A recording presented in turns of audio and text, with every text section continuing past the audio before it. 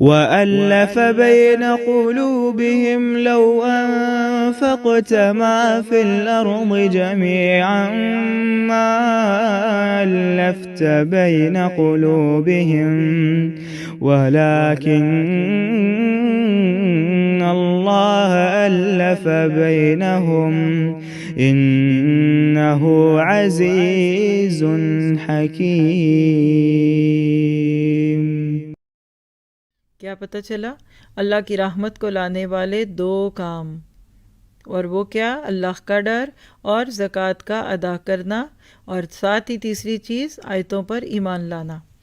دیکھیے گا flow chart آیت 154 پہ، وفی نسختها ہدی ورحمۃ للذین ہم لربہم یرہبون۔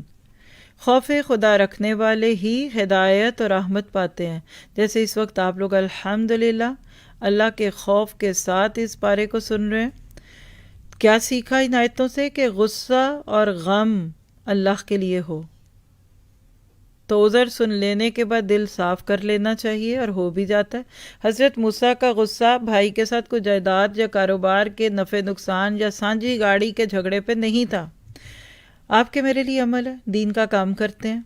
کبھی کبھی ایک دوسرے پہ غصہ بھی آ سکتا ہے، بدگمانی بھی ہو سکتی ہے، ڈیلی ڈیلی بھی ہو سکتی ہے، فوراً دل صاف کر لیجئے۔ اٹھیے نہ اس جگہ سے دل صاف کیے بغیر، ورنہ پچھلے بارے کو یاد کر لیجئے کہ اگر گندے دل رہے تو قرآن کا نور اندر نہیں آئے گا۔ اور دوسری بات اس سے پتہ چلتی ہے کہ مومن کا دل اللہ تعالیٰ کے انصاف اور عدل سے ہمیشہ خائف رہتا ہے۔ تو کبھی اللہ سے یہ نہ کہا کریں کہ اللہ میرا انصاف کر، یہ کہا کریں اللہ تعالیٰ میرے پہ رحم کر دے، کیونکہ ہمیں اپنے بہت سارے گناہ خود دکھتے جو نہیں ہیں، تو اگر اللہ نے انصاف کیا تو کیا ہوگا؟